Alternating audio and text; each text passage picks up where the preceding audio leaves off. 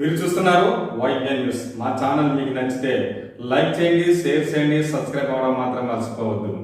అమ్మ మీ అందరికీ తెలుసు, ఈ రోజు ఇవే కాదు, మొన్నే విజయవాడలో ఫ్లడ్స్ గురించి మీ అందరికీ చెప్పాలి.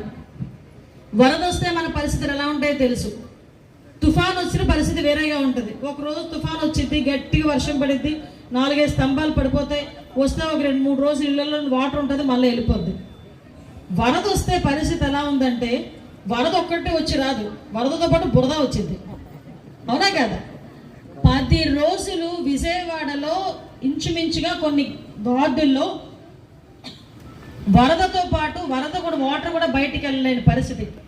ఫస్ట్ 4 రోజులు అయితే నీళ్ళలోనే చాలా మంది ఉండిపోయారు. చంద్రబాబు నాయుడు గారు నేను ఆ రోజు కలిసే ఉన్నాం. మా ఆఫీస్కి వచ్చి అక్కడి నుంచి ఒక్కసారి అజిత్ సంఘ్ దగ్గర వెళ్ళి వరద ఎలా ఉందో చూసుకొని అవన్నీ ఏర్పాట్లు చూసి హైదరాబాద్ వెళ్తాను అని చెప్పిన పెద్ద మనిషి. చంద్రబాబు నాయుడు గారి వయసు 74 సంవత్సరాలు. మనం 74 సంవత్సరాలు వచ్చినాయి అంటే చేతికి కర్ర ఇచ్చి లోపల కూర్చోబెడతారు మన ఇంట్లో వాళ్ళు.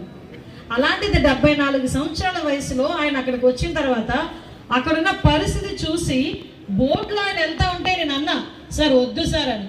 వెనకాతలు ఉన్న సెక్యూరిటీ గార్డ్స్ కూడా అన్నారు, సార్ వద్దు సార్, చాలా ఎక్కువ లోతుందండి, ఇంచుమించు 6 feet వరకు వాటర్ ఉంది, మనం బోట్లో వెళ్ళినా ఇబ్బంది పడతామండి అంటే, మీకు భయం అయితే మీరు దిగిపోండి అయ్యా, నేను వెళ్తాను అన్నాడు ఆయన.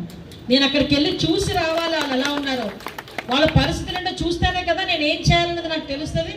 మీరు నన్ను ఇక్కడ ఆపేస్తే ఎలా అని చెప్పి ఆయనతో పాటు నేను కూడా లోపలికి వెళ్ళా బోట్ ఎక్కి. నాకు ఒక పక్క నుంచి ఇలాగే ఉంది 6 అడుగులు, ఆయనైతే 6 అడుగులున్నారు కాబట్టి పర్వాలేదు, అందరూ ఉంటారు, నేనైతే మునిగిపోతాను గ్యారెంటీగా. అంటే జనరల్గా అందరూ ఎంతమంది ఉన్నా పరిస్థితి వెనకాతల అక్కడంతా ప్యానిక్ సిచ్యువేషన్, చాలా భయంకరమైన పరిస్థితి. అది చూసి ఆయన వెంటనే హైదరాబాద్ ప్రయాణాన్ని కూడా ఆపుకొని ఇమీడియట్గా నేను ఇక్కడ కూర్చోవాలి అని చెప్పి మళ్ళా సెక్రటేరియట్కి వెళ్తే లేట్ అవుతుందని విజయవాడకు ఒక బస్సు తెప్పించుకొని ఆ బస్సులోనే బస్సు ఏర్పాటు చేసుకొని సుమారుగా 10 రోజులు ఆయన ఆ బస్సులోనే ఉండి వాళ్ళందరికీ కూడా సహాయ కార్యక్రమాలు చేశారు. అదే కాదు, ఆ రోజైతే తెల్లవారుజామున 4 గంటలైంది, ఆయనతో పాటు నేను ఉన్నాను. 4 గంటలకు వెళ్తూ మార్నింగ్ మళ్ళీ 6 గంటలకల్లా కూర్చుందాం అన్నారు ఆయన. 6 గంటలకల్లా మళ్ళీ ఫీల్డ్ మీదకి వెళ్దాం అన్నారు ఆయన.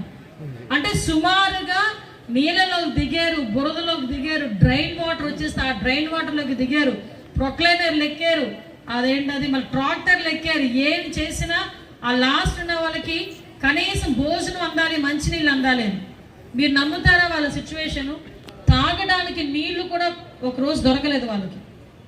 ఆయన పనితనం ఎలా ఉంటుందంటే ఇమీడియట్గా వచ్చిన వెంటనే వాళ్ళకి ఫుడ్ ఎలా పంపించాలి అని ఆలోచిస్తాం, అంతేగాని ఆయన ఆలోచన ఎలా ఉందో తెలుసమ్మా, కొవ్వొత్తులు ఇవ్వాలి వాళ్ళకి, కరెంట్ లేదు, వాళ్ళకి కొవ్వొత్తులు ఇవ్వాలి, అగ్గిపెట్లు ఇవ్వాలి, లైటర్లు ఇవ్వాలి, అదేవిధంగా వాళ్ళకి వాటర్ బాటిల్స్, పాలు, చిన్నపిల్లలు ఉంటారు పాలు ఇవ్వాలి, బ్రెడ్ ప్యాకెట్లు, బిస్కెట్ ప్యాకెట్లు. విజయవాడలో ఎక్కడెక్కడ ఏ షాపులు ఎక్కడెక్కడ మొత్తం పిలిపించండి అన్నారు, రప్పించండి అన్నారు. ఇమీడియట్గా రోజు రాత్రికి రాత్రి 10 గంటల టైంలో మళ్ళా బోట్లు వేసుకొని అందరూ వెళ్ళి అందరికీ కూడా పంచిన పరిస్థితి. అంటే అంత పరిస్థితుల్లోని అలాంటి నాయకుడిని మనం చూడటం అనేది చాలా అరుదు. అటువంటి రకంగా చేసి ఈ 10 రోజుల్లోని కూడా వాళ్ళ ఇంట్లో టీవీ పాడైపోతే ఎలాగా వాళ్ళ పరిస్థితి, ఫ్రిడ్జ్ పాడైపోతే ఎలాగా వాళ్ళ పరిస్థితి, వాళ్ళ దగ్గర నీళ్ళు లేవు కదా, బురద వెళ్ళిపోయిన తర్వాత బురద ఎలా కడుక్కుంటారని ఆలోచించిన నాయకుడిని ఎవరైనా చూసారమ్మా మీరు? ఆ బురద కూడా కడిగించడానికి ఫైర్ ఇంజిన్లను పంపించి ఫైర్ ఇంజిన్ల ద్వారా ఇల్లు కూడా కడిగించిన పరిస్థితి. ఇవన్నీ కూడా మీరు టీవీలో చూసుంటారు. అయినా చెప్పడం నా బాధ్యత. ఒక నాయకుడి తాలూకా పనితనం ఎలా ఉంది అని చెప్పాల్సిన బాధ్యత కూడా మాకు కూడా ఉంది. అదొకటి మీరందరూ కూడా ఆలోచన చేసుకోవాలి.